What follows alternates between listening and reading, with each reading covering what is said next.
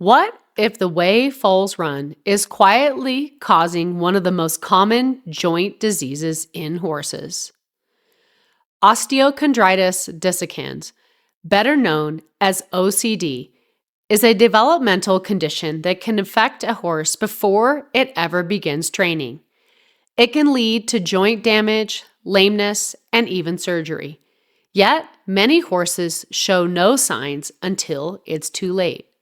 And now, new research suggests that one of the biggest risk factors may not be genetics or nutrition alone, but how foals move. A recent study highlighted by the Pollock Report is changing how we understand OCD in young horses, and what it reveals could reshape the way we raise foals entirely.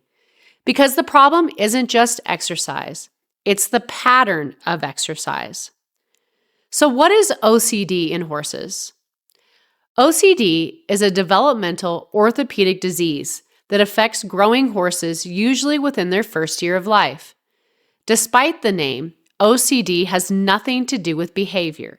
Instead, it is a physical condition involving the joints. As foals grow, their joints are initially made of cartilage, which gradually hardens into bone through a process called endochondral ossification. This process is essential for creating strong, functional joints.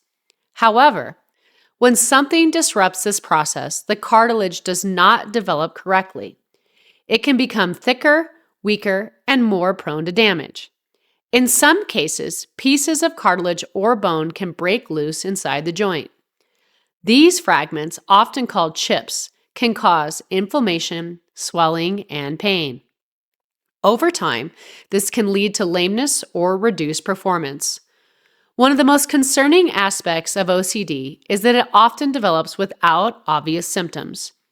Many horses appear completely sound until they begin training, at which point the damage may already have been significant. So what causes OCD in horses? OCD is not caused by a single factor. Instead, it is influenced by a combination of elements, including genetics, nutrition, rapid growth, body weight, and mechanical stress on developing joints. For years, researchers have understood that movement plays a role in joint development. Exercise is necessary for healthy bones and cartilage. But what has been less clear is how different types of movement affect that development. And this is where the new research becomes especially important. In the new study reported by the Pollock Report, researchers followed 40 thoroughbred foals between 6 and 12 months of age. Each foal wore a GPS tracking device, allowing scientists to monitor their movement pattern over approximately 13 hours of daily movement. This provided a detailed and continuous record of how foals actually move in a natural environment. By the time the foals reached 12 months of age, 12 of them had developed OCD. But the key finding was not how much these foals moved, it was how they moved. Irregular exercise, the hidden risk factor. Foals that developed OCD did not necessarily exercise more than the others. Instead, they exhibited more irregular and extreme movement patterns. These foals were more likely to engage in sudden bursts of speed, rapid accelerations, sharp turns, and abrupt stops. Researchers describe this as a higher velocity outlier ratio, meaning their movement included more intense and unpredictable spikes in speed. This type of movement places significant stress on developing joints. When a foal moves at a steady pace, the forces on the joints are relatively even and controlled. But when a foal suddenly accelerates or stops, the stress becomes uneven and much more intense. Because the cartilage in young horses is still developing, it may not be able to withstand these repeated high-impact forces. Over time, this stress may contribute to the breakdown of cartilage and increase the likelihood of OCD forming. The study also found that body weight plays an important role. On its own, weight was not a strong predictor of OCD. However, When combined with irregular movement, the risk increases significantly. This means that heavier foals experiencing sudden, high-impact movements may be placing even greater stress on their joints. From a mechanical perspective, increased body weight leads to greater force being applied to the joints during movement. When that force is combined with sudden acceleration or deceleration, it can overwhelm the developing cartilage.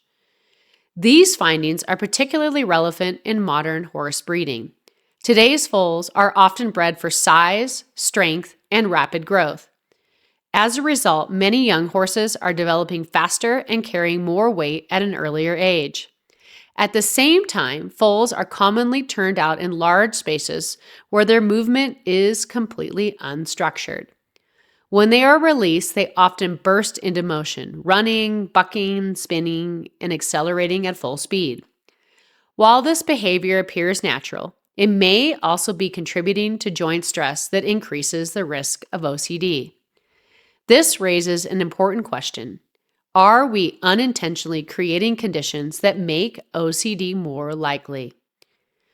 One of the most important takeaways from this research is that consistency in movement may be more beneficial than simply allowing unrestricted activity. Foals still need exercise, but reducing extreme, high-impact bursts of movement may help protect developing joints. Researchers suggested that simple management strategies could make a difference. For example, lightly exercising or hand-walking foals before turnout may reduce the explosive sprinting that often occurs when they are first released. Additionally, managing body weight and ensuring balanced nutrition can help reduce the overall stress placed on joints. These small changes could have a meaningful impact on long-term soundness. OCD is often diagnosed only after symptoms appear, such as swelling or lameness. At that stage, treatment may involve veterinary intervention or surgery.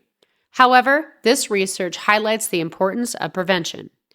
By understanding how movement patterns influence joint development, horse owners and breeders can take steps to reduce risk during a critical stage of growth.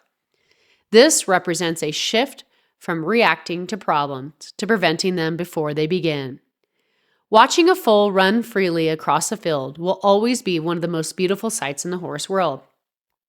But this research encourages us to look more closely. It reminds us that not all movement is equally beneficial, especially in the context of modern breeding and management practices. Understanding OCD and how it develops allows us to make better decisions for the horses in our care, because the way a foal moves today may shape the soundness of the horse it becomes tomorrow.